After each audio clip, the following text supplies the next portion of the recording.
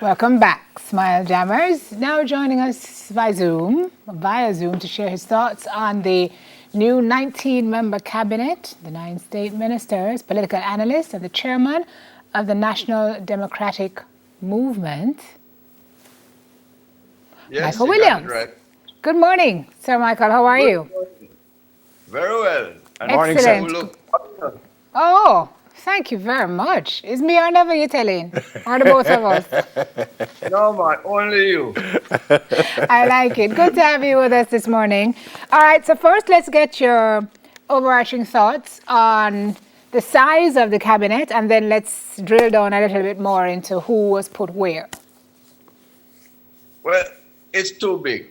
You think it's The too big? NDM and even Carlstone, when he did a survey many, many years ago, and Rex Neckleford did also a study.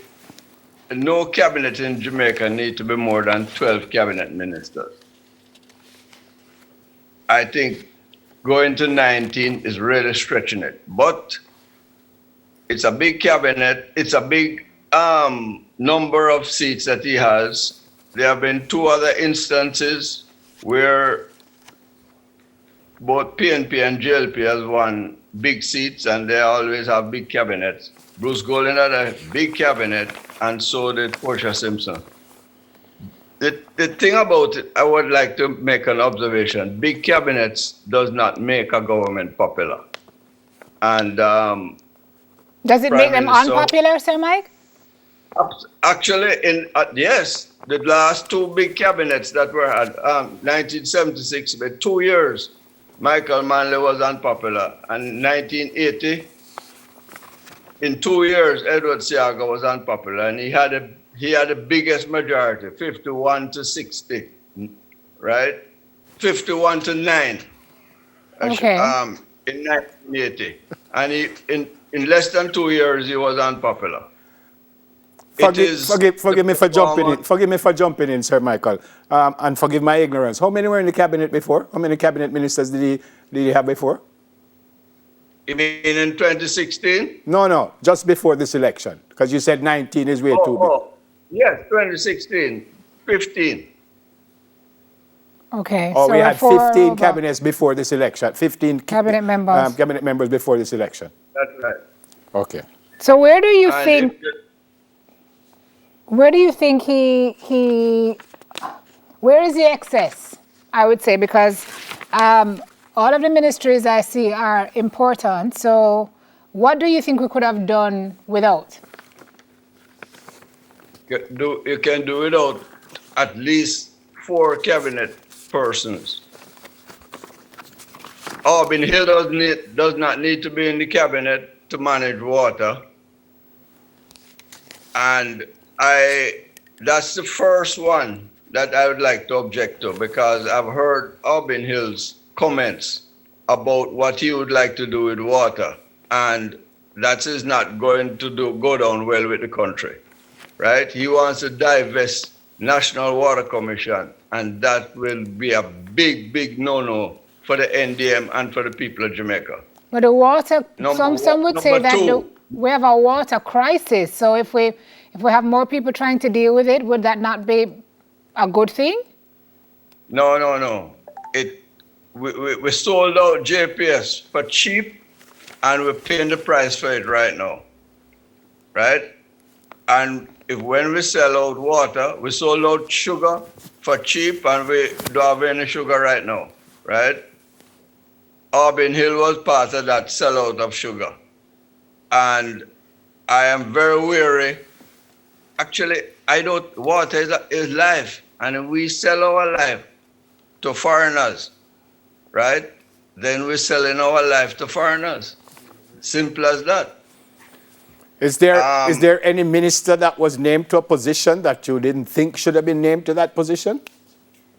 Well, we're talking about cabinet persons, right? There's no need for Matthew Samuda to be a minister if he's going to be a full minister in national security. Already you have Horace Chang as a full minister there, right?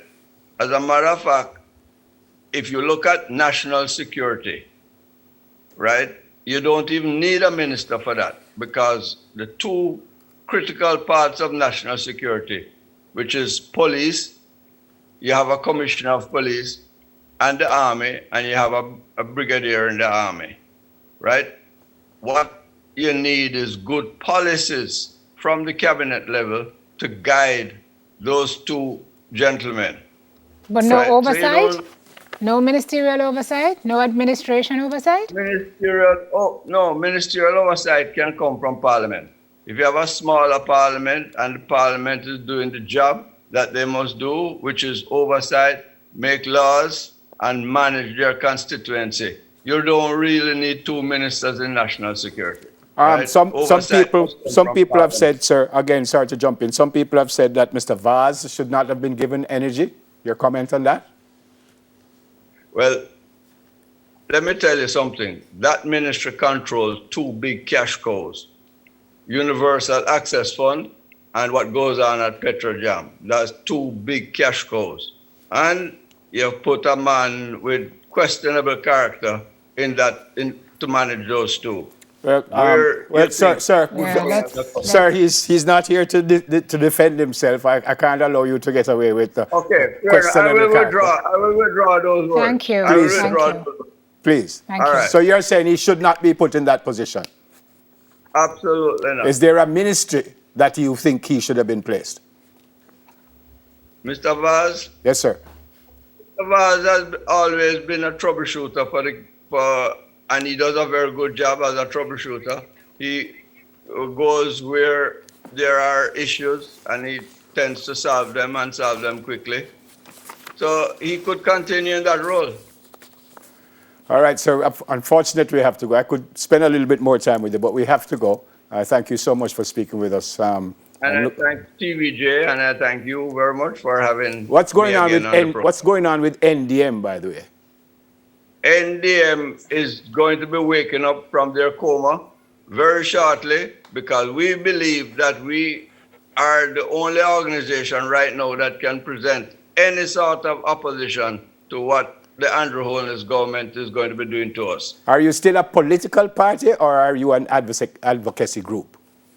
We are more advocate right now, but we believe that the real changes that Jamaica needs must come from a political party. So we are assessing that situation very closely right now.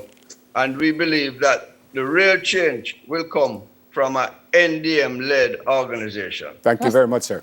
I was curious as to time frame that you're looking to get back up. January 2021? 21, yes. Okay. We're starting the groundwork right now. We are going to be re-examining our constitution, and we are going to come up very, very vibrant by 2021. Do you see yourself as the future prime minister, sir? No, absolutely not.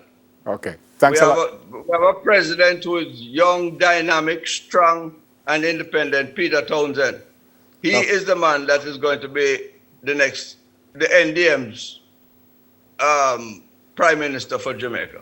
Okay, sir. Thank you very much. Michael Williams, a political analyst and chairman of the National Democratic Movement. Okay. I did not know that they were, well, you said an advocacy group, so they're not a political party. Okay. All right. Up next, making online learning fun with Smart Term. We'll be right back with that.